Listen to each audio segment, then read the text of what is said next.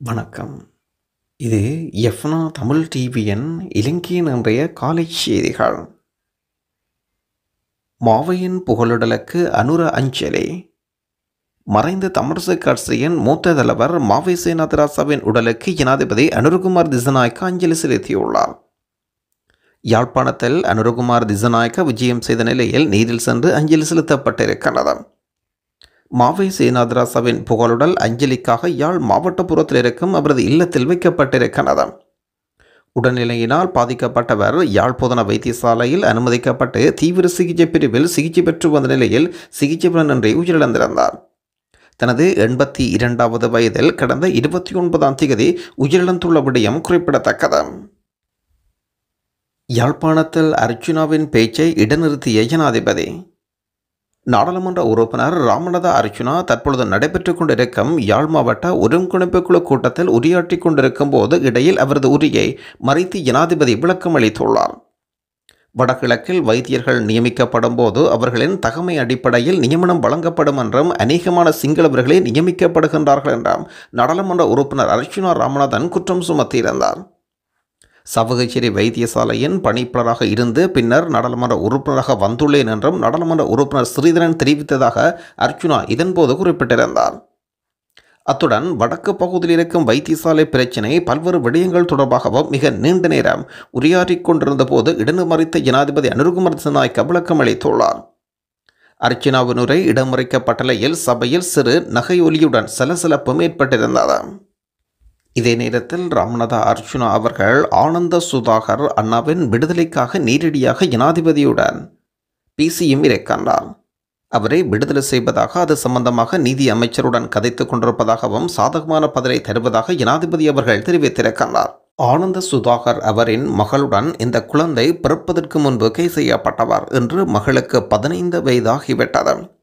தாயை இழந்த பிள்ளைகள் தகப்பனின் அரவணைப்பை தேடி நிற்கின்றார்கள். தயவு செய்து புதிய ஜனாதிபதி அவர்கள் உங்கள் கருணையின் அடிப்படையில் குழந்தையின் தகப்பனாகிய ஆனந்த சுதாகரனை தயவு செய்து விடுதலை செய்யுமாறு தாழ்மையுடன் கேட்டு நிற்கின்றோம். வெளிநாட்டு கடவுச்சீட்டை இணைய வழியில் பெற்றுக்கொள்ள வாய்ப்பு. வெளிநாடுகளில் இருக்கும் இலங்கை தூதரக காரியாலயங்கள் ஊடாக வெளிநாட்டு கடவுச்சீட்டு விநியோகம் காலத்தின் நீடிக்கும் நடைவையில் இணைய ஊடாக விரிவாக மேற்கொள்வது தொடர்பாக அரசாங்கம் கவனம் செலுத்தியிருக்கிறது. வெளிநாடுகளில் இருக்கும் இளைஞர்கள் வெளிநாட்டு கடவுச்சீட்டை பெற்றுக்கொள்வதில் சிக்கல்கள் இருக்கின்றன. இந்த நிலையில் இணையமூடாக விண்ணப்ப படிவம் குடிவரவு திணைக்களத்துக்கு அனுப்புவதும் விரல் அடையாளம் பெறுவது தூதரக காரியாலயங்களில் மேற்கொள்ளப்படும். முதற்கட்ட நடவடிக்கையின் கீழ் 20 தூதரக காரியாலயங்கள் இணையமூடாக விண்ணப்பிக்கும் நடைமுறை செயற்படுத்தப்பட இருக்கிறது. எதிர்காலங்களில் ஏனைய தூதரக காரியங்களுக்கு இந்த விரிவுபடுத்தல் மேற்கொள்ளப்படும். புலம்பெயர்ந்தோர் தொடர்பான சர்வதேச அமைப்புக்கும் துறைசார் அமைச்சர் விஜித கீரத்துக்கும் இடையில் விசேட சந்திப்பின் போது இந்த விடயங்கள் கலந்துரையாடப்பட்டிருக்கின்றன.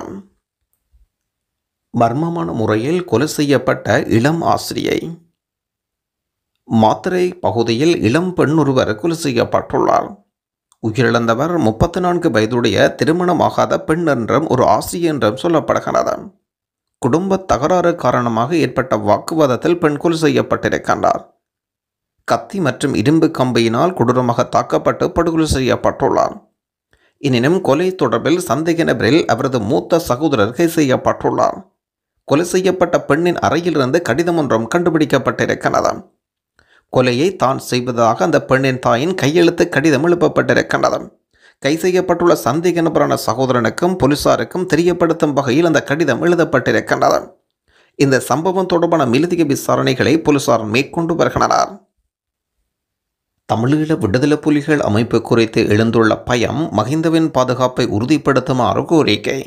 காலிமுகத்திடல் போராட்டம் தமிழீழ விடுதலை புலிகள் அமைப்பின் நோக்கம் வெளியிடப்பட்டது. ஆகவே முன்னாள் ஜனாதிபதி மஹிந்த ராஜபக்சவின் பாதுகாப்பு உறுதிப்படுத்தப்பட வேண்டும் என்ற முன்னாள் நாடாளுமன்ற உறுப்பினர் திசாநாயக்க அறிவிக்கின்றார்.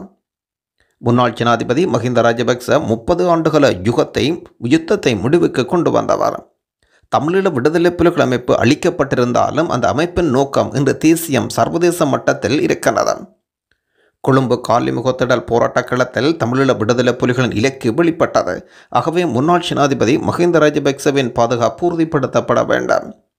இதேவேளை முன்னாள் ஜனாதிபதிகளுக்கு வழங்கப்பட்டுள்ள சலுகை பற்றி தற்பொழுது பேசப்படுகிறது. ஓய்வு பெற்ற ஜனாதிபதிகளுக்கு வழங்கப்பட்டுள்ள அரச உத்தியோகபூர்வ இல்லங்கள் வழங்கப்பட வேண்டும். அந்த வீடுகள் அவர்கள் தமது விருப்பத்துக்கமைய பிறப்பித்துக் கொள்ள அனுமதி வழங்கவில்லை. முன்னாள் ஜனாதிபதி மஹிந்த ராஜபக்சவுக்கு வழங்கப்பட்டுள்ள இல்லத்தை அவர்கள் அரசு செலவில் தமது விருப்பத்துக்கமைய புதுப்பித்துள்ளார்கள். நாடு வங்குரோத்து நிலவடைந்த சந்தர்ப்பத்தில் அந்த வீட்டை புனரமைப்பதற்கு பல மில்லியன் ரூபாய் செலவிட்டுள்ளனவே. இது அரசாங்கத்துக்கு ஒரு முறையற்றதொரு செயற்பாடாகும் என்றும் சொல்லப்படுகிறது. தூசு தட்டப்படும் 11 வழக்குகள். தேர்தலுக்கு முன்னர் மேலும் பல கைதுகள்.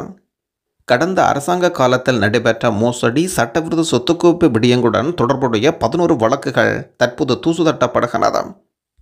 முன்பு நடைபெற்ற ஊழல், மோசடி, சட்டவிரோத சொத்துக்குவிப்பு விடயங்கள் வழக்கு பதியப்பட்டு பின்னர் விசாரணை நிறுத்தி வைக்கப்பட்டிருந்த 11 வழக்குகள் மீண்டும் முன்னெடுத்து தற்பொழுது தீர்மானிக்கப்படுகிறது. இதன் பிரகாரம் 4 வழக்குகளின் விசாரணை நிறைவு செய்துள்ள குற்றப்பிரணவு பிரிவினர் சட்டம் அதிபரின் ஆலோசனை அவற்றை அனுப்பி வைத்துள்ளனர். 4 வழக்குகள் தொடர்பான கோப்புகள் லஞ்சம் ஊழல் ஒழிப்பு ஆணைக்குழுவுக்கு அனுப்பி வைக்கப்பட்டிருக்கிறது. ஏனைய 3 வழக்குகள் தொடர்பிலும் துரிதமான விசாரணை முன்னெடுக்கப்படும்.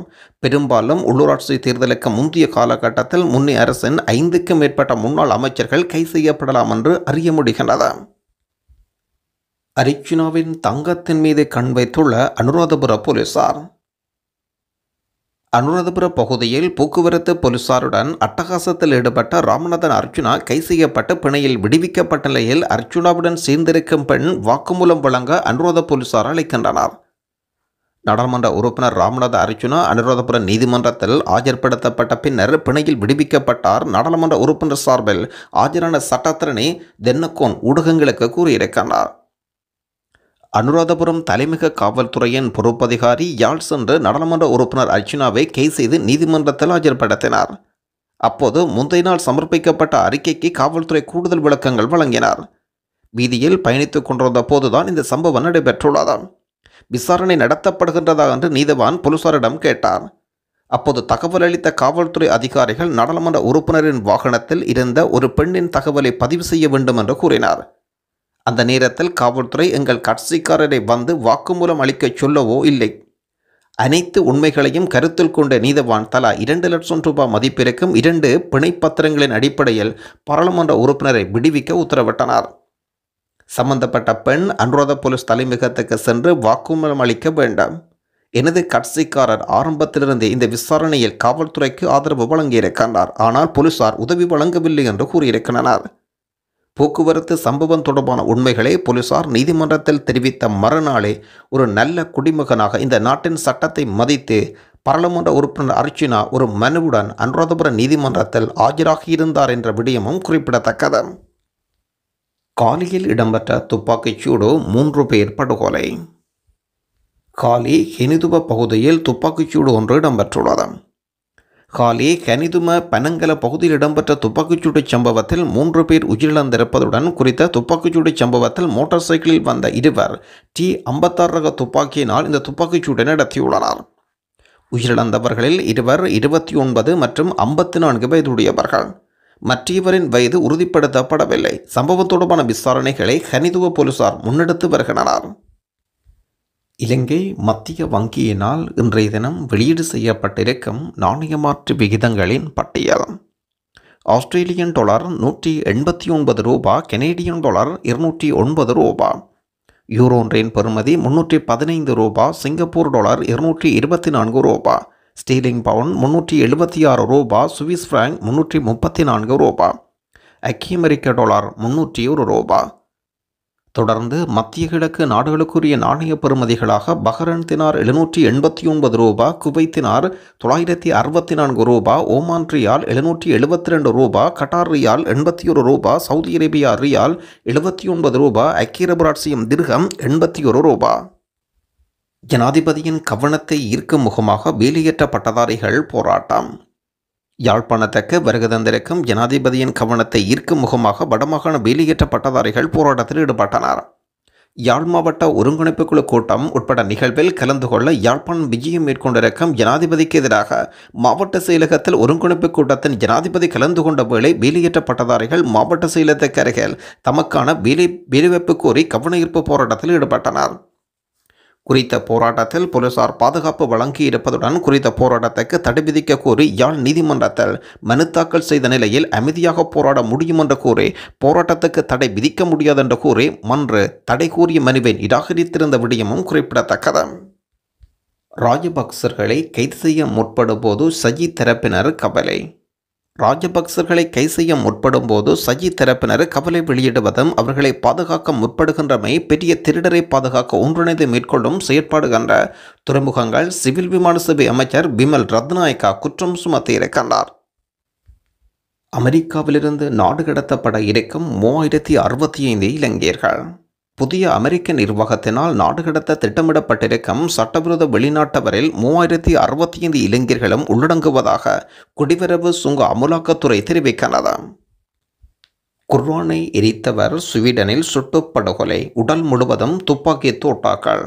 2023ஆம் ஆண்டிலிருந்து குர்ஆனை எரித்து வந்தவர் முஸ்லிம் உலகின் எதிர்பார்ப்பை சம்பாதித்தவர் ஸ்வீடனில் சுட்டுக் கொல்லப்பட்டதாக சர்வதேச ஊடகங்கள் செய்தி வெளியிட்டிருக்கிறது.